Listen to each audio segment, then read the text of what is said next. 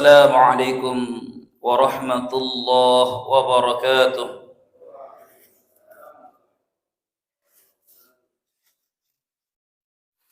إن الحمد لله نحمده ونستعينه ونستغفره ونعوذ بالله من شرور أنفسنا وسيئات أعمالنا.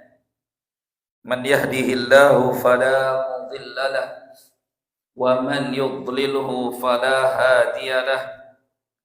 نشهد أن لا إله إلا الله وحده لا شريك له ونشهد أن محمدا عبده ورسوله لا نبي ولا رسول بعده.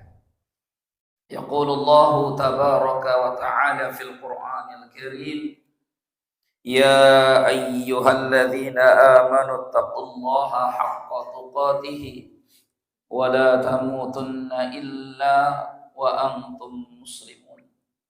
اللهم صل وسلم وبارك وكرم على حبيبنا ونبينا وشفيعنا وسيدنا ومولانا محمد وعلى آله وأصحابه ومن تبعهم بإحسان إلى يوم الدين. Kaum muslimin dan muslimat jamaah salat subuh, a'azzakumullah wa iyaya, alhamdulillahi rabbil alamin. Segala puji dan syukur hanya milik Allah Rabb semesta alam. Salawat beriring salam kita curah limpahkan pada Rasulullah sallallahu alaihi wasallam. Sebelum memulai pengajian pagi ini, saya mengajak kita semua supaya dapat pahala yang banyak di bulan suci Ramadan ini. Dalam kondisi kita sudah berpuasa pagi ini, sambil duduk di masjid kita sambil niatkan i'tikaf. Ayo coba semuanya niat i'tikaf. Sudah ya.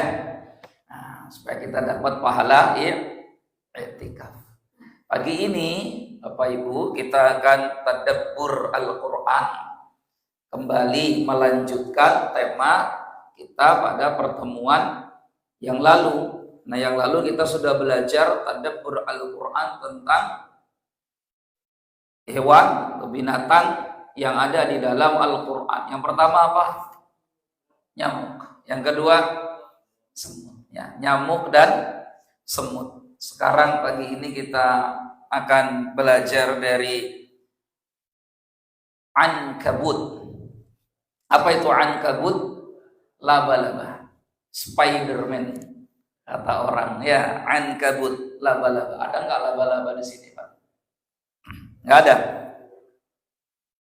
Kalau kata Ali bin Abi Thalib di tafsir Al-Quran ya, tapi bukan di tafsir yang saya bawa, ini tafsir Ibnu Katsir, di tafsir Qurtubi. Jadi kalau rumah itu ada sarang laba-labanya, maka rumah yang dipenuhi sarang laba-laba itu akan tertimpa kefakiran. Makanya rumahnya harus dibersihkan dari sarang laba-laba. Ya, wallahu a'lam. Wallahu a'lam. Maksudnya itu supaya rumah itu dibersihkan. Gitu ya. Jangan sampai rumah itu ya jadi tempat ankabut, jadi tempatnya laba-laba. Ankabut artinya laba-laba. Binatang ini ma'ruf, kita tahu dan kita sering melihat ya, apalagi di daerah-daerah tropis seperti Indonesia, maka laba-laba sering kali kita temukan. Nah, pagi ini kita mau belajar dari laba-laba. Karena laba-laba Allah jadikan sebagai salah satu nama surat di dalam Al-Qur'an ya, surat Al-Ankabut. Ya. Biarpun banyak cerita-cerita juga tentang laba-laba, Al-Ankabut. Allah sebutkan itu di dalam surah Al-Ankabut ayat 41. Ya, 41. Allah berfirman, Masalul ladzina ittakhadhu min dunillahi awliya kamasalil ankabut ittakhadhat baitan wa inna ahwanal buyuti labaitul ankabut law kanu ya'lamun. Ya. Masalul ladzina, perumpamaan orang-orang yang ittakhadhu, menjadikan min dunillahi auliya, sekutu-sekutu untuk Allah. Jadi ini ayat berkenaan dengan perbuatan orang yang suka menyekutukan Allah, berbuat kesyirikan, musyrik, entah itu menyembah berhala atau mengikuti setan dan menyembah setan, atau apapun itu perbuatan musyrik, menyekutukan Allah. Allah buat permisalan orang yang musyrik menyekutukan Allah itu kamasalil ankabut ittakhadzat baitan, seperti seekor laba-laba yang membuat rumah. Al-Quran datang dengan bentuk kalimat taknis. Taknis artinya kalimat menunjukkan jenis perempuan. Kalau laki-laki itu namanya mudzakkar, kalau perempuan namanya muannas. Bedanya antara yang laki-laki mudzakkar dengan perempuan muannas itu, kalau untuk perempuan biasanya di ujungnya ada taknya, ya. Kalau laki-laki ittakhadha, kalau perempuan ittakhadat, baitan, yang membuat rumah. Ternyata ini Al-Quran kan 1400 tahun lebih sudah turun dari dulu, 1400 tahun lebih. Hari ini para ahli menemukan fakta mengejutkan kalau ternyata laba-laba itu yang membuat sarang bukan laba-laba jantan. Ini nggak pernah ceritanya ada laba-laba jantan buat sarang, itu nggak ada. Karena yang membuat sarang laba-laba itu pasti betinanya. Pasti betinanya. Al-Quran, Allah ya karim. Coba lihat, Al-Quran datang dengan kalimat perempuan. Ittakhadat baitan. Laba-laba betina itu yang membuat rumah. Padahal 1440 tahun yang lalu tuh sudah ada penelitian belum itu laba-labanya jantan atau betina. Ngeceknya dari mana coba? Kita tuh bisa tahu yang ini jantan dari betina itu gimana? Hari ini bisa ada teknologinya, ada alatnya, ada video yang super canggih, macam-macam ya untuk ngecek ya. Gitu. Makanya kalau kita lihat film-film dokumen Discovery Channel ya, itu kan bagus tuh. Ya, tentang benda-benda atau binatang-binatang yang kecil itu bisa difilmkan. Luar biasa tuh. Nah, ini Al-Quran mengungkap satu bukti ilmiah namanya. Hari ini terbukti. Kalau dulu ya baru tebak-tebakan oleh orang-orang yang mendengarnya. Tapi Al-Quran itu pasti benar. Ya, Al-Quran itu apa? Pasti benar. Maka yang jadi binatang atau laba-laba yang membuat sarang itu ternyata yang perempuan. Kenapa kenapa laba-laba perempuan yang membuat sarang? Nanti kita akan kaji, kita bahas nanti ya. Wa inna auhanal buyuti, dan sesungguhnya auhana itu dari kata wahan, lemah. Selemah-lemah buyut, rumah, labaitul ankabut, adalah sungguh rumah laba-laba. Jadi Allah berfirman, wa inna auhanal buyuti labaitul ankabut, dan sesungguhnya selemah-lemahnya rumah itu rumah laba-laba. Maka dari ayat ini nanti kita akan belajar jangan sampai kita punya rumah seperti laba-laba. Jangan sampai kita punya keluarga seperti keluarga laba-laba. Jangan sampai kita punya pasangan kita itu ternyata laba-laba. Jangan sampai kita punya anak, ternyata anak kita laba-laba. Spiderman semua. Tapi nanti kita lihat, karena ternyata Bapak Ibu, seburuk-buruk keluarga itu adalah keluarga laba-laba. Seburuk-buruk keluarga adalah keluarga laba-laba. Nanti kita akan kaji, ya. Kan belum pernah neliti laba-laba kan? Sama. Ya, saya kan cuma baca doang. Baca saja. Ya dari literasi, baca dari tulisan-tulisan orang atau para ulama. Jadi kita temukan tentang ankabut, tentang laba-laba ini. Lau kanu ya'lamun, seandainya mereka mengetahui. Jadi Allah tutup dengan seandainya mereka tahu. Supaya kita tahu, makanya harus duduk di sini. Bahwa kita ternyata punya dapat ilmu baru nih pagi ini. Oh, keluarga yang paling merusak, paling buruk itu adalah keluarga laba-laba. Ya, jangan sampai nanti pulang dari sini kita nggak baik di rumah gitu ya, atau justru rumah tangga dan keluarga kita ini seperti rumah tangga dan keluarga laba-laba.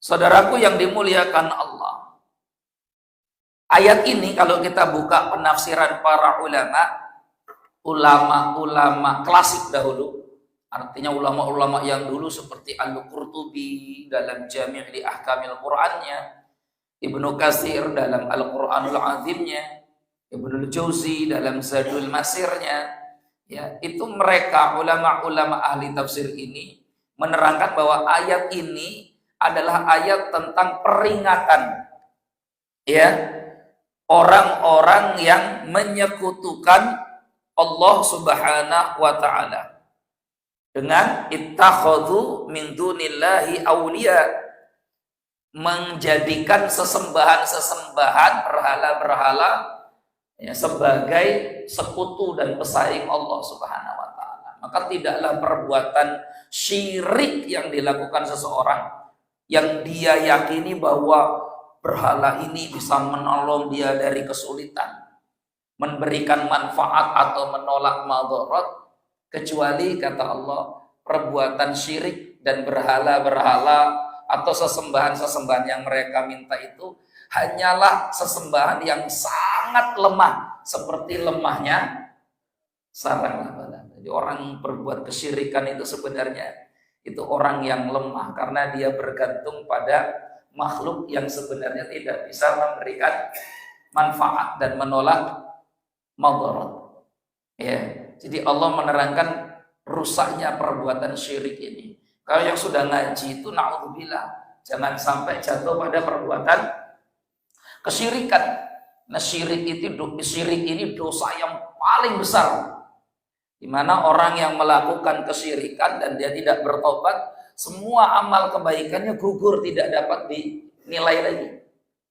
La in asyrakta la yahbaqanna 'amaluka wa la takunanna minal khasirin. Seandainya kau berbuat kesyirikan, sungguh akan gugurlah semua amalan-amalanmu dan kau termasuk jadi orang yang rugi. Ya, dengan berbagai macam jenis dan modelnya. Yang sudah ngaji duduk di majelis begini, sudah enggak zamannya lagi datang ke dukun hanya karena misalkan mau nyalon RT, misalkan kan gitu, mau nyalon RT aja datang ke dukun, apalagi nyalon lurah, Pak Kades atau apa, kan banyak itu yang begitu. Na'udzubillah, gitu ya. Atau kemudian tanya nasib, kira-kira masa depan saya ini gimana mbah? Mbahnya sendiri masa depannya nggak jelas, gitu ya. Maka gampang saja, coba kalau orang bisa meramal, suruh ngeramal dirinya sendiri. Dia bisa meramal tuh katanya tuh kan, wah kalau bapak akan begini, buka ini. Dan kon ngeramal dirinya sendiri, kira-kira matinya kapan ya? Bisa nggak dia baca matimu kira-kira kapan kalau bisa ngeramal sendiri? Ya, itu kan dukun itu biasanya suka mempermainkan perasaan orang, sehingga kemudian dia membuat pasien ini bergantung pada dia, Hati-hati ya. Man ata kahinan, siapa yang datangi dukun, lam tuqbal salatuhu arba'ina yauman. Tidak diterima salatnya 40 hari. Ya, 40 hari itu enggak diterima. Man sa'ala arrafan, man ata kahinan fasaddaqahu bima yaqul faqad kafara bima unzila ala Muhammad. Siapa yang datang kepada dukun, dia benarkan itu ucapan dukunnya, berarti dia telah kufur terhadap Al-Quran. Jadi ini peringatan betul, hati-hati. Karena sekarang cobaannya berat. Cobaan berat. Fenomena-fenomena muncul perdukunan. Kadang perdukunan itu muncul lewat pengobatan dan sebagainya. Ya, makanya ini ujian keimanan. Ujian keimanan. Fenomena ida, itu ujian keimanan itu. Ya. Saya ditanya oleh salah satu jamaah, gimana Ustaz kalau berobat kepada dia? Itu pengobatannya apa? Dukun. Ya, dukun. Dan itu ujian keimanan untuk orang beriman. Kalau orang nggak beriman, masa bodoh, aman-aman aja orang nggak beriman. Ya, terserah. Yang penting kan tujuannya katanya. Ya, padahal tidak selama tujuan, tidak selamanya ukuran itu tujuannya, tetapi harus ada tata caranya, nggak cuma tujuannya. Tujuannya itu pengen sembuh. Semua orang itu sakit pengen sembuh, itu tujuan. Tapi ternyata bukan hanya tujuan yang dicari, tapi caranya. Jadi waktu istri saya dulu kena penyakit kanker, kemoterapi sampai berkali-kali sampai selesai.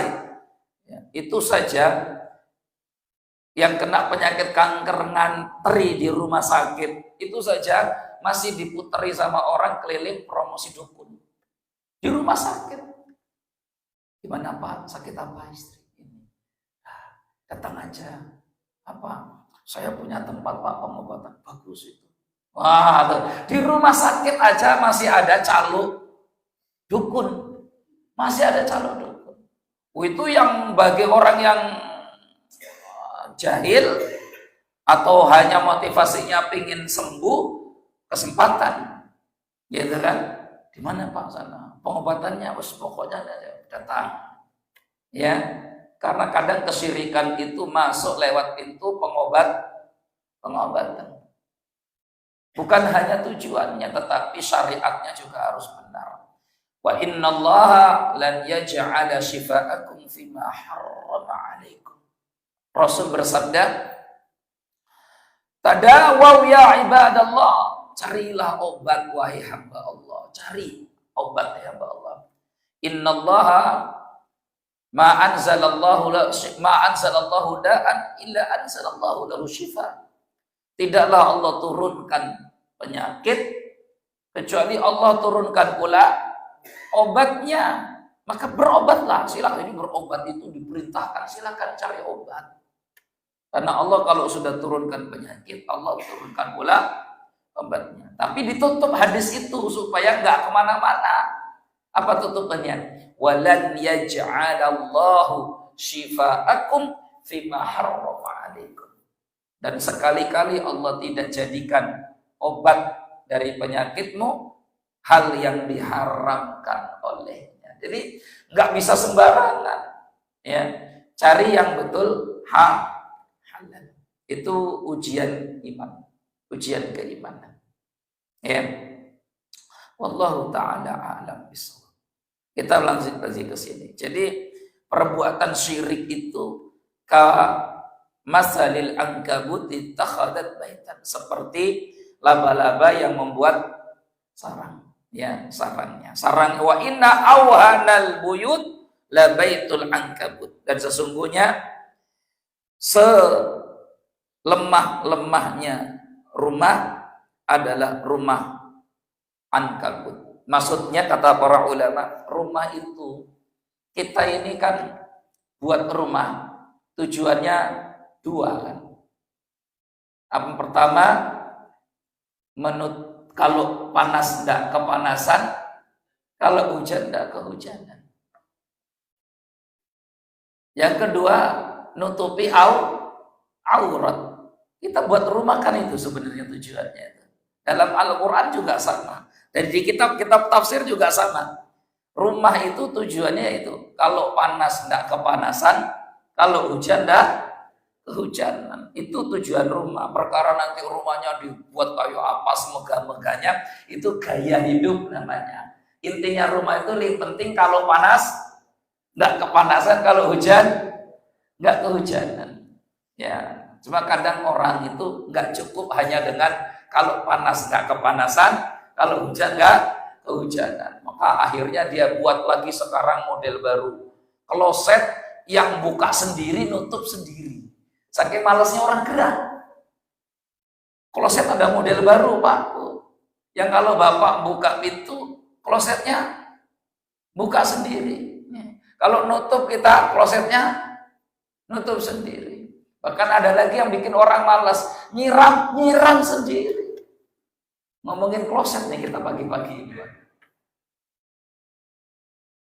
Semuanya ada di mana? Dalam rumah. Padahal intinya rumah itu adalah menutupi aurat kita, supaya kita ini nggak terlihat, nggak terbuka, nggak nampak kekurangan kita. Atau intinya rumah adalah ya tidak kepanasan kalau terik matahari dan tidak kehujanan kalau ada guyuran hujan. Itu sudah cukup itu. Kalau dapat rumah begitu tuh alhamdulillah. Syukurnya harusnya datang. Tapi kalau melihat sebelahnya gedung terus nggak pernah nyukur kita.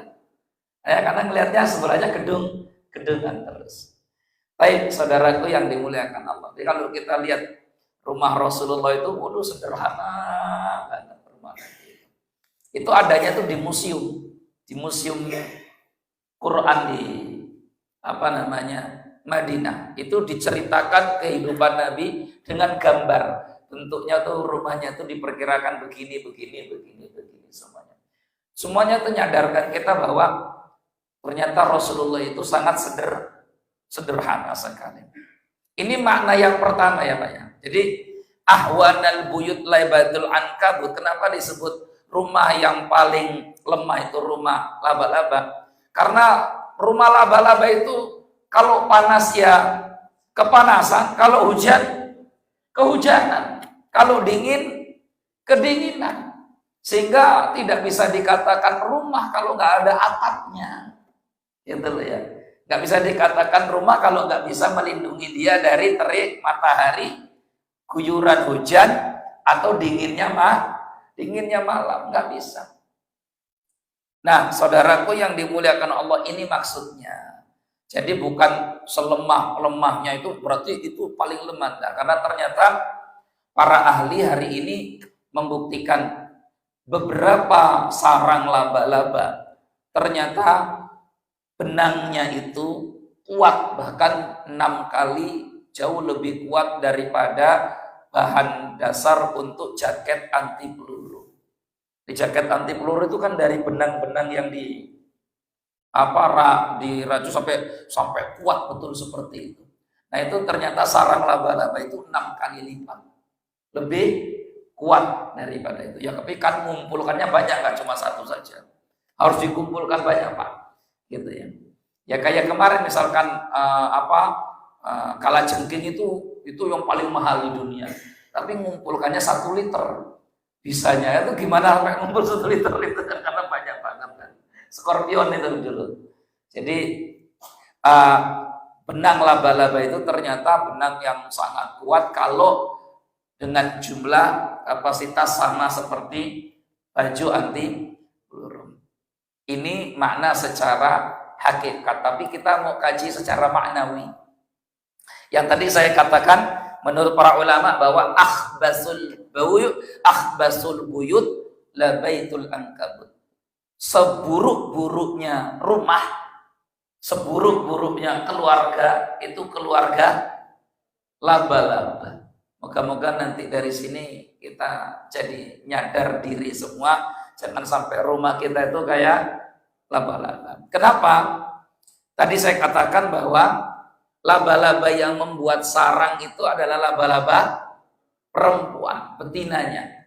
Apa alasan laba-laba betina membuat sarang yang bagus, menarik laki-laki, jantannya supaya datang. Untuk apa? Ya untuk dibuahi supaya kawin. Setelah itu ternyata Bapak Ibu yang jantan dibunuh oleh perempuannya. Coba. Ya, yang jantannya apa? Dibunuh. Jadi kalau sudah nggak guna, nggak manfaat, rakanggu meneh, mata ini. Ya ini keluarga kacau ini Pak. Keluarga kacau ini. Jadi kata para ulama, al-bait alladzi yaqumu 'alal masalih wal manafi'. Ya. Al-madiyah ad-dunyawiyah. Jadi rumah tangga laba-laba itu rumah tangga yang bertahan, tetap ada kalau masih ada guna dan manfaatnya secara materi. Kalau sudah nggak ada manfaat dan nggak ada gunanya secara materi, rumah tangga seperti ini nggak perlu dipertahankan. Jadi rumah tangganya itu rumah tangga materialistis, materi, gitu ya. Dalam bahasa kita ada uang abang disayang, nggak ada uang abang ditendang. Itu ternyata yang ngajari pertama kali siapa? Laba-laba. Yang pertama ngajar itu laba-laba. Jadi al-bait alladzi yaqumu 'alal masalih wal manafi' al-madiyah ad-dunyawiyah. Kata ulama, keluarga yang dibangun di atas nilai-nilai al-madiyah, materialistis, duniawiyah. Ukurannya cuma dunia. Ukurannya cuma dunia.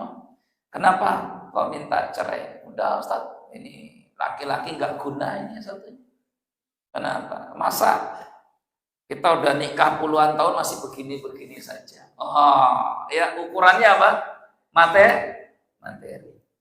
Ya, banyak nggak yang begitu tuh? Yo banyak. Ya, ketika ngelihat sudah nggak manfaat lagi, bisa. Alhamdulillah. Nah, setelah yang laki jantannya mati dibunuh, bertelurlah betinanya. Maka setelah bertelur, telur itu ada yang jantan, telurnya ada yang betina. Yang jantan pun dalam kondisi ketakutan. Karena kalau dalam dunia laba-laba, jantan itu diperbudak oleh betinanya. Maka yang jantan akan langsung kabur, lari, meninggalkan sarang. Setelah terlebih dulu, masing-masing telur yang menetas ini saling sikut, saling bunuh, saling kalah mengalahkan. Jadi laba-laba itu dari kecil saja sudah saling makan-memakan, mati-mematikan. Bapak Ibu bisa bayangkan keluarga bahagia seperti apa kalau punya anak, anaknya saling sikut, menyikut, jatuh, menjatuhkan, kalah, mengalahkan, jelek, menjelekkan. Nah kalau ada hari ini satu keluarga anaknya suka bertengkar, nggak pernah akur, sikut-sikutan, kelahi, jotos-jotosan, ribut-ributan, itu keluarga sebenarnya keluarga laba-laba. Anak yang jantan pergi dari sarangnya, takut dalam tekanan terus. Tinggal tersisa yang betina. Betinanya pun tumbuh, lama-lama besar, lama-lama besar, lama-lama besar. Bapak Ibu tahu, laba-laba betina kalau sudah besar, ngeroyok ibunya, bunuh ibunya. Ibunya yang dibunuh, karena dulu ibunya pernah bunuh. Ya, al-jaza'u min jinsil amal. Ya, baru tahu ya kita dunia laba-laba ya. Ini saya baca, semua ini saya baca dari ini. Oh, ternyata laba-laba itu kenapa Allah katakan wa inna ahwanal buyut la baitul ankabut. Seburuk-buruknya keluarga, rumah, itu rumahnya laba-laba. Karena dalam rumah itu korbannya banyak banget. Semua jadi korban. Nggak hanya bapaknya jadi korban, anaknya korban, ibunya pun jadi korban. Jadi itu keluarga menyeramkan masuk ke situ. Ayo kita belajar sekarang dari sini. Allah ya kali, coba ya gitu. Ini kira-kira bapak-bapak ini suami-suami seperti laba-laba tadi itu bukan? Nanti ibu-ibu yang di luar tuh kayak laba-laba semua. laba-laba betina. Keluarga paling rusak, keluarga paling buruk, keluarga paling mengerikan. Kita itu kan ingin bagaimana keluarga kita yang ngumpul di dunia ini ngumpul pula di akhirat. Yang di surga, akhiratnya itu bukan ini. Karena akhirat itu tanda tanya, itu akhirat itu mana gitu. Karena ada keluarga yang ngumpul di akhirat di surga, ada keluarga yang ngumpul di akhirat di neraka. Ini yang di surga semua kayaknya ya. Kayaknya sih ya, insyaallah. Nah, wajah-wajah orang soleh. Wajah-wajah orang soleh itu kelihatan ngantuan.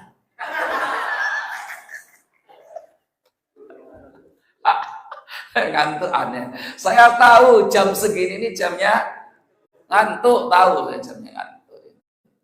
Tapi ya kalau udah sore ngelih, kelaparan. Wajahnya orang soleh itu kalau nggak ngantuk, kelaparan. Ya, pinginnya begitu. Makanya kan dulu pernah kita kaji di surat Yasin kan. Allah itu sering kali setiap kali menceritakan tentang surga itu selalu disebut penghuni surga dan keluarganya. Penghuni surga dan keluarganya. Inna ashabal jannatil yawma fi syughulin fakihun. Hum wa azwajuhum, tuh kan. Jadi nggak pernah sendirian. Jadi di surga itu pasti berkeluarga. Gak mungkin ada sendirian. Oh, di dunia jomblo, surga jomblo terus ya enggak. Kasihan banget ya. Kalau jomblo seumur hidup, dunia akhirat kan bingung aja. Ya sudah, pasti punya keluarga. Kalau itu tinggal di surga, maka kita ingin kan bapak-bapak pengen kan keluarganya sekarang, ibu-ibu yang di luar sana jadi keluarga lagi kan di akhirat kan. Di surga pengen kan? Halo? Pengen kan? Kayak kurang semangat. Kalau ada yang lain Ustaz tekar tambang. Katanya ya, kata ibu-ibu yang di luar, emang aku ramunu juga. Yang kita pinginnya itu bareng-bareng terus, ya bareng-bareng terus. Jadi pinginnya begitu, tapi ternyata ada rumah tangga yang rusaknya seperti laba-laba tadi. Ya, saling sikut, saling pukul, saling jatuhkan, saling macam. Ya, kalau suami nggak ada harga dirinya di rumah laba-laba itu laki-laki nggak punya harga diri, direndahkan, disepelekan. Naudzubillah. Padahal ar-rijal qawwamuna 'alan nisa. Laki-laki itu qawwam. Tapi kenapa kok direndahkan? Kenapa kok nggak dihargai? Ya tadi karena semua yang berbuat itu perempuan. Maka dalam Islam laki-laki itu jadi qawwam, jadi pemimpin karena ada sebabnya. Bima faddalallahu ba'dahum 'ala ba'din wa bima anfaqu min amwalihim. Laki-laki itu jadi qawwam karena dua hal. Pertama, Allah memang memuliakan laki-laki untuk jadi pemimpin, qawwam. Jiwanya memang jiwa pemimpin. Yang kedua, laki-laki itu akan dijadikan pemimpin dalam rumah tangganya, anfaqu min amwalihim, kalau dia menafkahi keluarganya. Menafkahi keluarganya. Jadi dengan dua sifat ini dia akan dihormati dalam keluarga. Jiwa pemimpinnya punya, plus disempurnakan dengan nafkahi. Orang nggak punya jiwa pemimpin, tapi nafkahi, dihormati dalam rumah tangga. Orang punya jiwa pemimpin, biarpun tidak terlalu pandai menafkahi, pun akan dihormati dalam keluarga. Sudah nggak punya jiwa pemimpin, lapar, nggak pandai juga nyari nafkah lah. Kiwong lanang gue ngopo, yang gini kan gitu kata orang kan. Coba bayangkan tuh, saya banyak kok ketemu dengan keluarga-keluarga yang mohon maaf, istrinya jauh lebih pandai untuk cari nafkah ketimbang suami. Tapi suaminya punya jiwa qawwam, pemimpin. Qawwam itu apa sih? Qawwam itu satu, muallim. Dia bisa jadi guru di rumah itu. Jadi suami itu bisa jadi guru di rumah itu. Digugu dan ditiru. Itu guru namanya, bukan gurui. Guru bukan gurui. Kalau guru itu banyak orang bisa, tapi jadi guru belum tentu.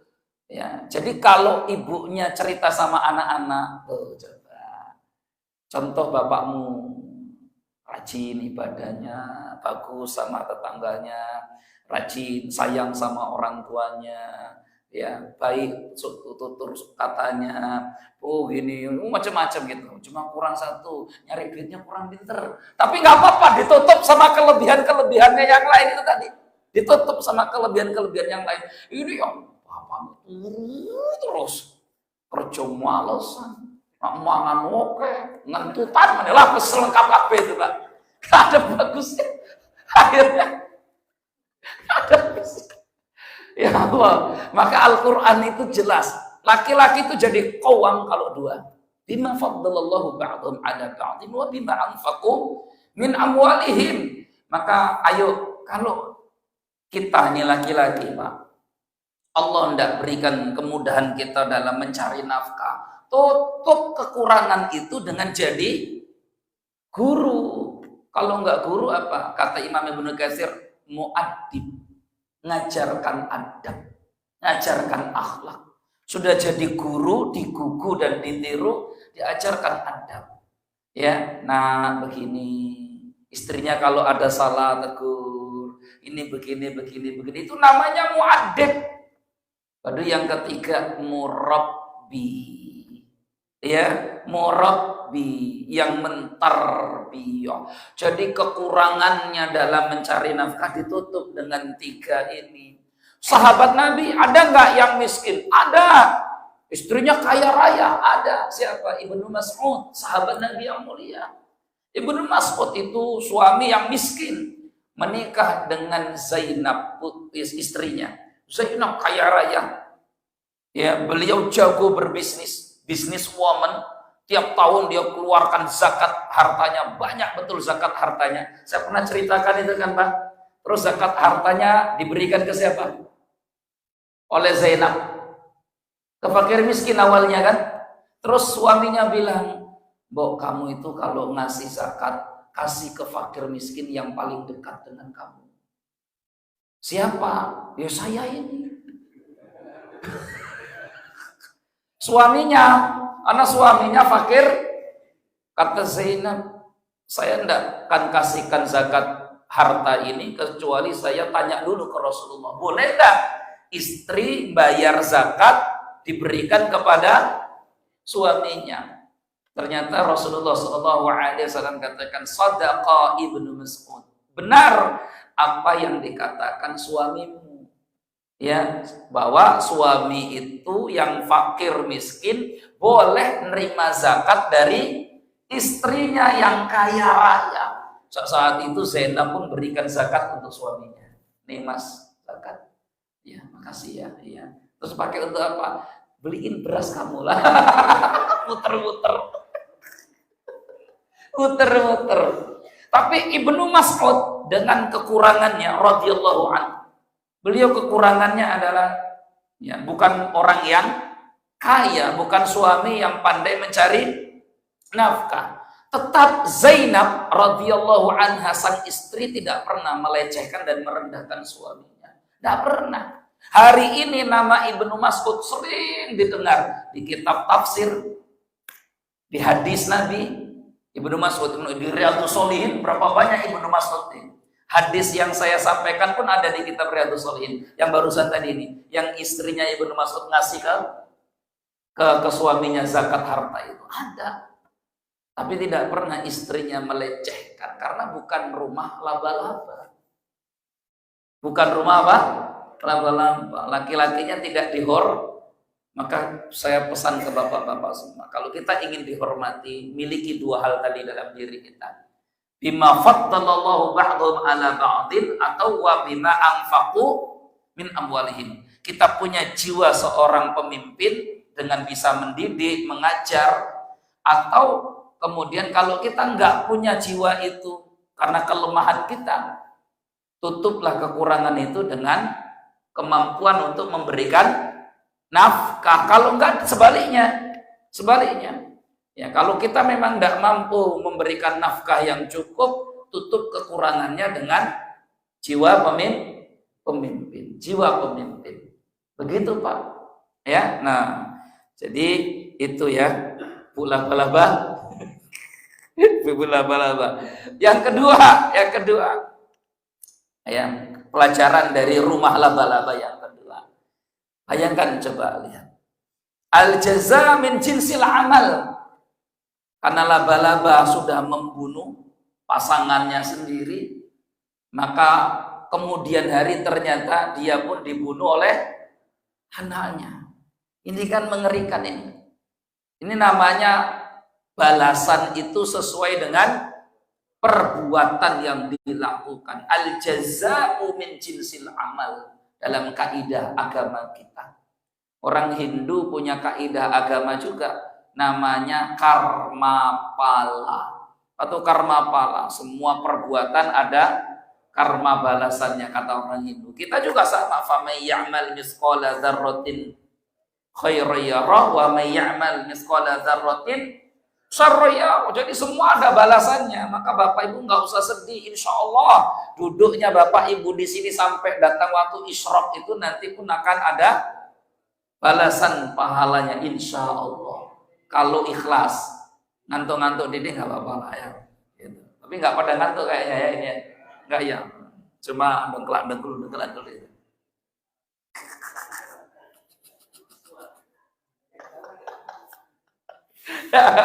Ya itu dimaklumi. Karena kita bangun dari jam berapa Pak? Wah jam 3 kan, bangun kan dari jam 3. Baik. Bapak Ibu sekalian yang dimuliakan Allah. Jadi ini pelajaran penting. Hati-hati, semua itu ada balasannya. Kadang dibalas sekarang, kadang nanti. Ya makanya segera berhenti kalau itu perbuatan zalim. Rasulullah sendiri takut betul dari perbuatan zalim. Karena az-zulmu zulumatun yaumal qiyamah. Kezaliman itu akan jadi kegelapan di hari kiamat. Ya, makanya suami jangan zalim, istri jangan zalim, anak jangan zalim. Kita tidak mau anak kita itu nanti ternyata ngikutin orang tuanya. Pernah dengar nggak cerita anak menjarakan bapaknya atau anak menjarakan ibunya? Ada ya, itu pasti anak laba-laba itu. Anak laba-laba. Ya, anak ngusir orang tuanya, anak ngusir ibunya. Oh, itu anak laba-laba. Ternyata laba-laba meninggalkan ilmu untuk ditiru. Ya, ilmu untuk ditiru. Tapi ilmu yang jelek kan, ilmu yang buruk. Gitu ya. Jadi ini pelajaran penting betul untuk kita. Bagaimana keluarga kita itu menjadi keluarga yang fid dunya hasanah wa fil akhirati hasanah. Kita ingin anak-anak kita ini nantinya di masa-masa kita sudah lemah, mungkin kata orang sudah nggak ada gunanya, ya. Tapi anak-anak kita tetap membersamai kita. Jangan sampai ini rumah tangga yang kita bina itu ternyata yaqumu ala al-masalih al-madiyah ad-dunyawiyah faqat. Ya, jangan sampai rumah tangga kita itu ternyata baik itu karena ada maunya. Karena masih ada manfaatnya. Ya. Jadi kelihatannya bagus aja, kenapa? Warisannya oke. Selagi masih ada warisan, pertahankan. Kalau sudah nggak ada manfaatnya, ya singkirkan, selesaikan. Alhamdulillah. Ya, jadi keluarganya itu hanya dinilai dari materi. Ukurannya materi. Ya, nurut. Kalau nggak nurut nanti nggak kebagian warisan. Nurut kita ke orang tua itu bukan karena materi. Naudzubillah kalau sampai anak ukurannya itu bakti sama orang tua itu kur pikirannya apa? Materi. Ya. Oh, jangan nanti dicoret dari nama ahli waris nanti ya. Ya Allah, biarpun orang tua kita, Bapak Ibu, ini kan kita orang tua semuanya. Biarpun orang tua kita itu tidak punya materi, sebab mereka ya karena alasan perantara sebab mereka kita ada, kata Imam Ibnu Qayyim, itu sudah cukup jadi alasan kita berbakti kepada kedua orang tua kita.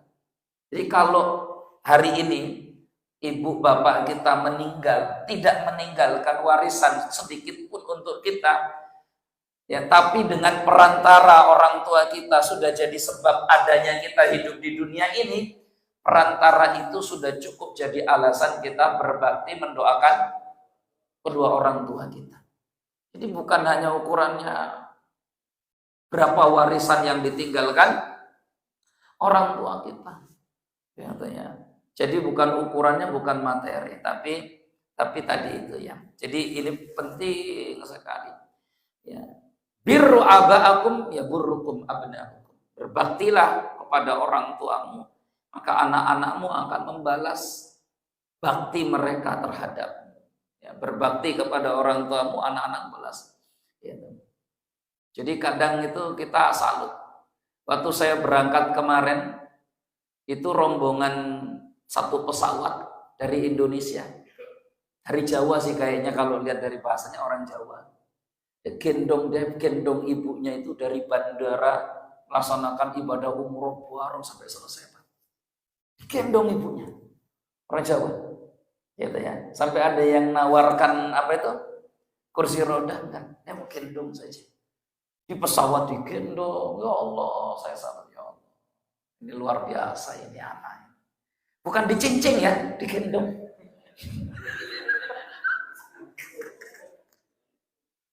Ada cincin, ada cengkewing. Ayo, apa? Katanya, enggak, pakai adab. Ya, itu luar biasa. Itu tuh yang begitu tuh. Ya. Karena pun sedemikian rupa seorang anak berbakti kepada orang tuanya, itu pun belum bisa membalas kebaikannya, Makanya sering ada video di keliling putar kemana-mana kan. Satu orang ibu bisa mengurusi 10 anaknya. Tapi 10 orang anak belum tentu bisa ngurusi satu ibu. Tapi yang hebat bapak. Yang hebat tuh bapak. Satu bapak bisa ngurusi 4 ibu. Nah itu hebat itu. Ya.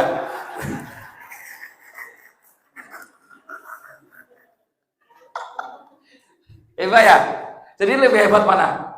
Bapak. Gitu ya. Gara-gara malah. Baik, kita lanjut lagi ya. Jadi asasnya itu ternyata adalah duniawiyah. Ini mengerikan ya, al-madiyah ad-dunyawiyah. Jadi saya ingatkan lagi, Bu, takon ini sekarang. Antum nggak Ibu itu? Nah, tugasnya suami dalam rumah tangga, apa tugasnya? Versi perempuan. Versinya perempuan, menurut ibu tugasnya suami itu apa? Cari rumah. Jeruang kan? Apa Bu nyari? Makanya ini laba-laba ini. Tugas utama suami itu ya ayyuhalladzina amanu qu anfusakum wa ahlikum. Itu tugas utama itu. Ibu pengen duitnya banyak terus masuk neraka pengen. Pilih mana ibu? Duitnya banyak masuk neraka atau enggak punya duit tapi masuk surga? Ayo. Pengennya Ustaz banyak duit tapi masuk surga. Banyak duit masuk surga. Tapi kadang enggak begitu. Jadi tugas utama suami itu ku anfusakum wa ahlikum. Nah, kan beruntung betul ibu-ibu yang diajak pagi ini ngaji sama suaminya tuh beruntung sekali. Beruntung sekali. Bapak tak bela pagi ini, insyaallah Bapak. Ya nggak punya duit nggak apa-apa, yang penting ngajak keluarganya ke surga. Habis itu terus nyari duit mau lebaran soalnya bentar lagi. Ya, gitu. Tapi itu bukan inti tadi, itu bukan inti. Makanya ada perempuan ibu-ibu mau minta cerai dari suaminya. Terus saya tanya ibu ini, kenapa ibu minta cerai? Ya nafkahnya nggak cukup Ustaz. Di Bandar Lampung. Terus saya tanya, ibu ngelihat suaminya gimana? Ya cinta, tapi kan nggak cuma karena cinta kan, materi juga penting. Saya tanya, ibu suaminya sholat, rajin Ustaz sholat, ikut ngaji sama Ustaz rajin. Enggak, tapi kan saya nggak tahu itu yang mana suaminya kan gitu kan ya. Sholatnya rajin, agamanya bagus. Cuma satu kurangnya apa tadi? Ya, kurang sayang saja, kurang sayang ini kurang. Ya, itu kurang duitnya. Maka saya bilang, ibu sabar. Kalau suaminya ada duit pun pasti dikasihkan ke ibu. Gitu. Kan ini kan suami kedua cerita. Ini suami kedua, bukan suami pertama. Suami kedua. Gitu. Suami ngelanjut tapi ternyata nggak sesuai dengan maunya janda ini tuh dapat suami yang suki gitu maunya. Tapi ternyata ini suaminya ya dia jadi suami tapi kurang diantar. Sudah sabar lagi. Terus status janda itu nggak enak. Ibu kalau jadi janda justru orang negatif sama. Itu janda itu. Janda ya pantas itu janda. Itu kan jadi negatif semua. Mendingan sekarang sudah ada suaminya biarpun duitnya ya bukan nggak ada juga buktinya. Makanya saya bilang, ibu kok masih makan nggak tadi? Makan ada iya. Cuma nggak ada uang jajan. Jadi makan ada, rumah ada, nggak ada uang jajan. Ya sudah, itu kan uang jajan itu kan hanya sifatnya gaya hidup. Yang penting alhamdulillah ada makan cukup. Maka Nabi SAW katakan, man asbaha minkum musliman. Siapa yang hari ini masih jadi seorang muslim? Masih muslim nggak ini pagi ini semua nih? Alhamdulillah. Mu'afan fi jasadi, badannya sehat. Sehat kan? Oh sehat, bisa sila begini, ini sehat semua kalau bisa sila begini nih. Gitu ya. Kalau sandar-sandar itu asam uratan ternyata. Mu'afan fi jasadi. Kan itu biasa aja ya. Mu'afan fi jasadi, badannya sehat. Terus aminan fi sirbihi, aman dia, nggak ada rasa takut hari ini. Nggak ada rasa takut, aman. Indahu qut yaumihi, hari ini sampai besok cukup makan. Pak, Bu, ada beras hari ini? Besok ada? Faka'anna mahizat lahu dunya bihadzafra. Itulah orang kaya kata Nabi, itu orang kaya. Ya Allah, coba ya. Jadi badannya sehat, di rumah dia aman. Terus apa lagi tadi? Hari ini masih jadi orang muslim. Terus apa lagi tadi? Beras Anda cukup untuk sampai. Makanya coba ketika para ulama menjelaskan zakat fitrah, zakat makanan, siapa yang wajib berzakat? Orang yang mampu. Islam pertama. Ya, dua, dia masih ada sampai matahari terbenam di hari akhir Ramadan, Idul Fitri, malam takbiran, dia masih ada gitu, ya, maka dia wajib zakat. Yang ketiga, cukup dia punya makanan untuk hari ini besok. Jadi dihitung yang punya makanan hari ini dan besok itu dihitung orang. Coba gaya hidup kita yang membuat kita, aduh, beras tinggal sebulan lagi nih Mas, gimana coba sebulan lagi ini kita. Memang biasanya ada tumpukan beras sampai 6 bulan, ini tinggal 1 bulan saya udah gelisah. Ya, coba. Ada lagi pengurus masjid di dekat Bandar Lampung, ya, bukan Bandar Lampung ya, di Bandar Lampung ya. Itu pengurus masjidnya heboh. Kenapa? Baru kali ini kas masjid, ya, tinggal tersisa 9 juta. Bahaya ini, 9 juta nih bahaya. Mikir ini bukan masjid Baitul Ulum, bukan ya. Jadi akhirnya apa? Kalau begitu kegiatan masjid kita berhentikan dulu sesaat. Pengurus masjid baru itu Pak, baru ditunjuk pengurus masjid, berhenti. Akhirnya berhenti. Kenapa berhenti? Karena uang kas habis. Ya. Maka saya bilang, Bapak pengurus masjid ini dapat dosa. Ini orang infak itu supaya uangnya jalan, kepake entah untuk bangun masjid kah, untuk kegiatan masjid kah, untuk ngajar masjid. Pengurusnya protes karena jamaahnya belajar ngaji, ya, nggak mau. Itu jamaah itu kan bapak-bapak itu sama ibu-ibu belajar tahsin, datangkan guru tahsin karena kekurangan jamaah di situ, kekurangan baca Quran. Pengurusnya nggak ngikut. Apa kata pengurusnya? Apa ini itu belajar ngaji? Ya, duitnya, anggarannya nggak ada. Akhirnya yang ngaji itulah yang urunan bayar gurunya. Coba bayangkan. Itu dekat masjid itu. Masjidnya dekat-dekat kita juga di sini. Gede masjidnya. Tapi pengurusnya pikirannya ndak ini. Ya, maka saya bilang kesalahan bapak-bapak itu ya karena milih yang ngurus yang ini.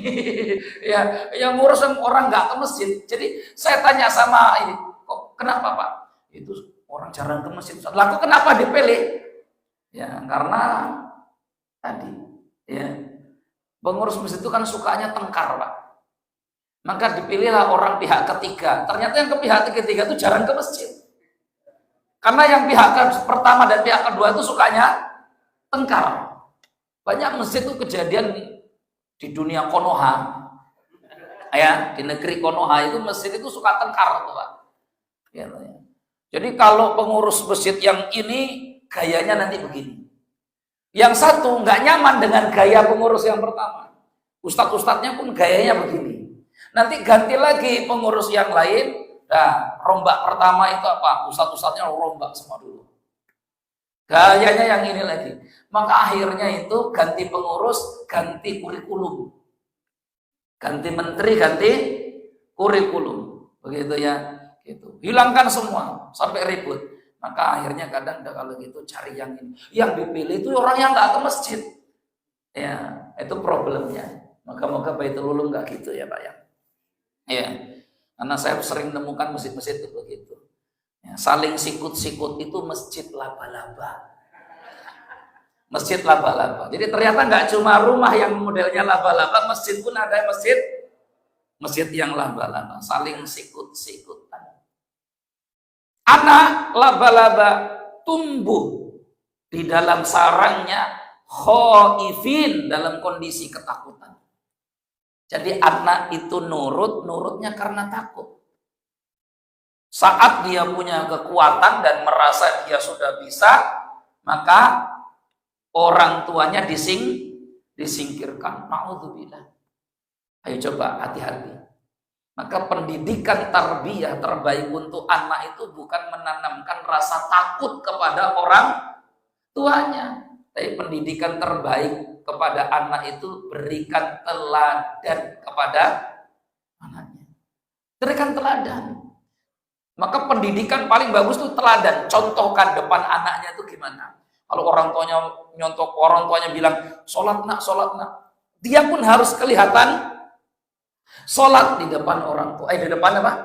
Depan anaknya. Jadi jangan hanya karena ditanamkan takut. Kalau takut itu begini nih Bapak Ibu, nanti gagal kita.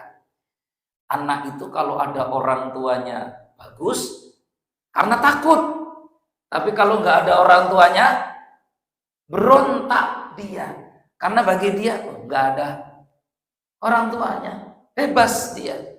Maka Al-Quran tidak mengajarkan itu. Al-Quran ajarkan surat Luqman, menanamkan kepada diri anak Luqman Al-Hakim. Kan Luqman berwasiat kepada anaknya, wa idh qala Luqmanu li ibnihi ya bunayya la tusyrik billah inna syirka la dzulmun adzim. Di ayat berikutnya Luqman berkata begini, ya bunayya innaha in taku misqala habbatin khardalin, gitu ya. Gimana itu ayatnya?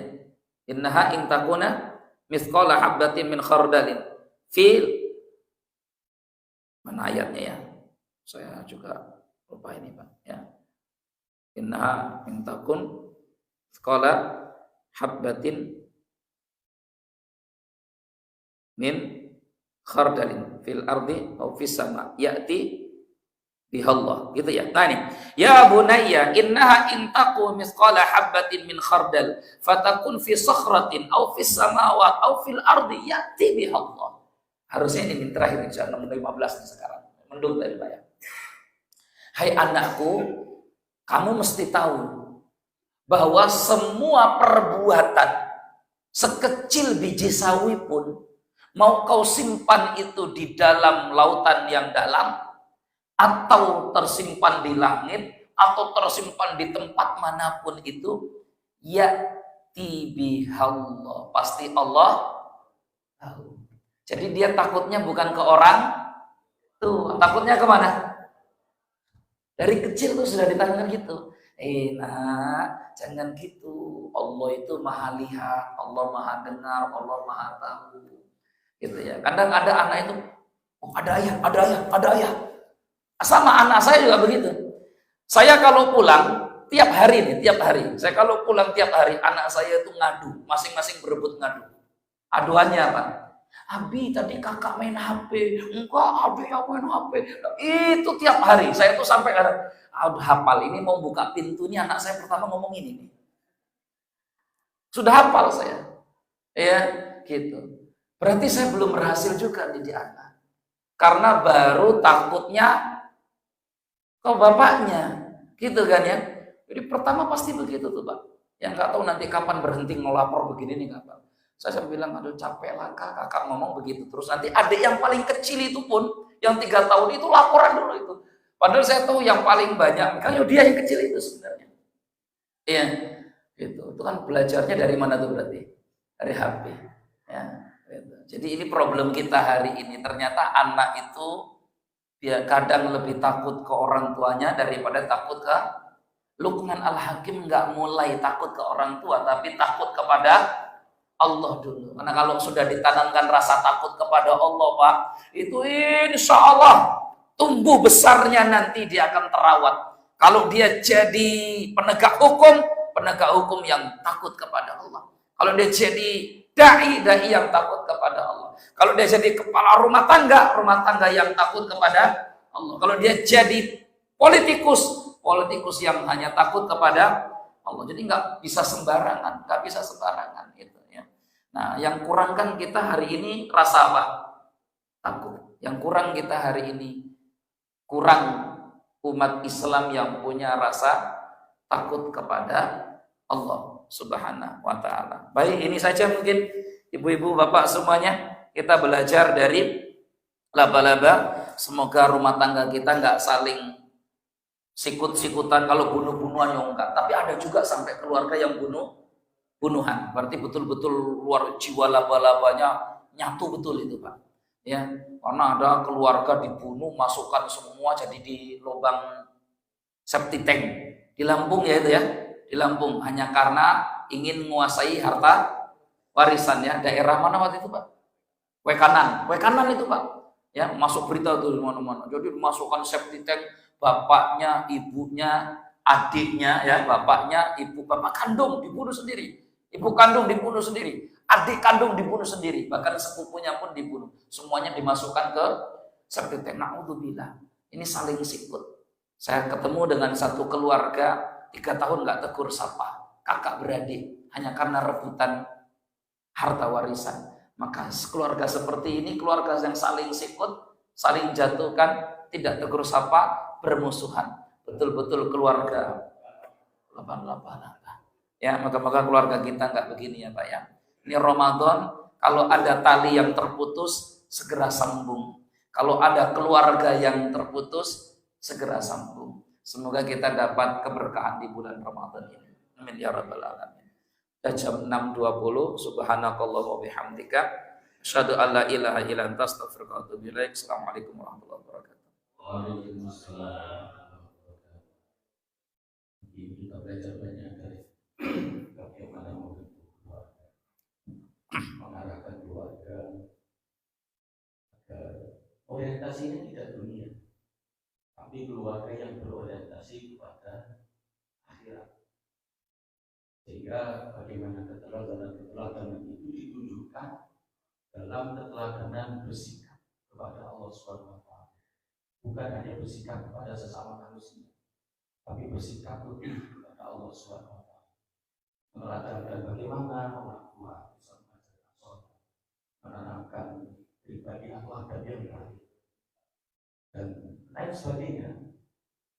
Bahkan sebagai keluarga itu orang tua punya tanggung jawab menjaga anak-anaknya Jadi tidak hanya menyiapkan generasi untuk kalau saya sudah mati kamu makan apa, tetapi kalau saya sudah tidak ada, apakah kamu masih sujud kepada Allah Subhanahu wa taala? Itu yang penting. Kita kadang-kadang lupa menyiapkan anak-anak kita untuk sujud kepada Allah. Tapi kita siapkan sekolah yang terbaik, apa-apa yang terbaik. Tapi kita kadang-kadang lupa menyiapkan sujud anak-anak kita kepada Allah Subhanahu wa taala. itu dimulai dari kecil. Kalau tidak dibina dari anak-anak, kalau sudah anak tanggung, sudah sulit sekali kita mengarah. Memang pembinaan itu harus dari anak-anak kecil, dari yang balita itu sudah mulai harus kita arahkan. Sehingga mudah-mudahan keluarga kita orientasinya senantiasa menjadi keluarga yang berorientasi pada akhirat. Amin. Alhamdulillahirabbil alamin. Semoga acara kekurangan kita maafkan. Wassalamualaikum warahmatullahi wabarakatuh. Waalaikumsalam.